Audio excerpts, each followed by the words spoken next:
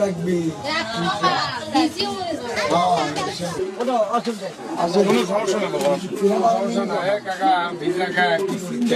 আপনার নৌকোটা ভোট দেবেন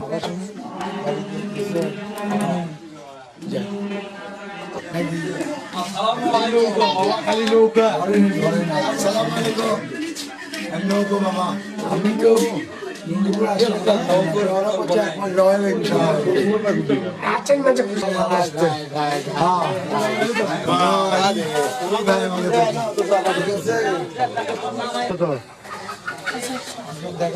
ষোলো সালে 31শে মার্চে আমি নৌকোমার্কা নিয়ে বিজয় হয়েছিলাম। সে বিজয়ের পর থেকে 5 বছর চেয়ারম্যানই করেছি। 5 বছর চেয়ারম্যান করার সফলতায় আমি এই ইউনিয়নে যে উন্নয়নমূলক কাজ করেছি, রাস্তা ঢালাই, সিসি ঢালাই, ড্রেন, কালভার্ট এবং প্রতিটি বাড়ির দাঁড়ে দাঁড়ে যে করোনার সময় থেকে যে করোনা মহামারী এসেছিল, যে করোনা মহামারীতে প্রধানমন্ত্রীর অনুদান আমরা প্রতিটি বাড়ি বাড়ি যে দিয়েছি।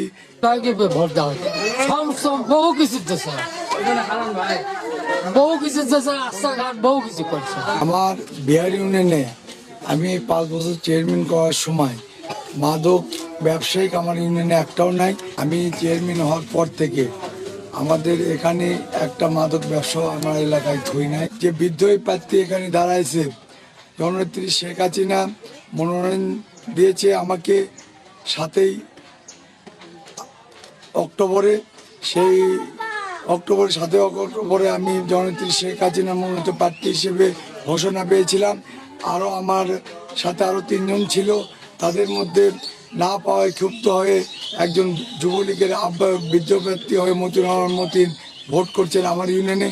সে ভোট করার প্রথম থেকেই সন্ত্রাসীমূলক কার্যকাণ্ড চালিয়ে যাচ্ছেন। আমি নমিনেশন পেয়ে এসে যখন প্রচারণা শুরু করছি, তার প্রথমেই ভাসু বিহারে আমার 2টো ছেলেকে 5টা জায়গায় চাকু মেরে গুরুতর অবস্থায় শহীদ জিয়া মেডিকেল হাসপাতালে ভর্তি করা হয়েছিল এবং চিকিৎসাধীন এখনও আছে, সুস্থই হয়নি ঠিকমতো। তারপরেও আবার বিহারে আমার একটা নিরীহ দোকানপাট ভাঙচুর করেছে, তার ভিডিও ক্লিপও আছে। বেদমভাবে একটা দোকানদারকে মারপিট করে দোকান লুট করছে এবং টাকা পয়সা নিয়ে গেছে। আমার মা এন্টারপ্রাইজ সিমেন্টের দোকান ছিল, সেখানেও তারা ভাঙচুর করেছে এবং আমাদের ব্যাপারে যে মিথ্যা অপপ্রচার করছেন যে একটা ছেলে রক কাটা হয়েছে, এটা মিথ্যা বানোয়াট। সে হাসপাতালে ভর্তি ছিল। অনেকেই দেখেছেন তাকে, যে তারা একটা রগও কাটেনি। যখন ওই ভাঙচুরটা বিহারে করে, বিহারের জনগণ যখন বের হয়ে আসে, তারা তখন পালাতে যে নদীর মধ্যে ঝাঁপ মারাতে, তাদের নদীর কিছু গোছ দিয়ে কেটে যাওয়ার কারণে তারা মিথ্যা একটা মামলা সাজিয়েছে। এই মামলা তদন্তর জন্য আমি এসপি মহোদয় এবং আমার থানার ওসি মহোদয়ের কাছে, প্রশাসনের কাছে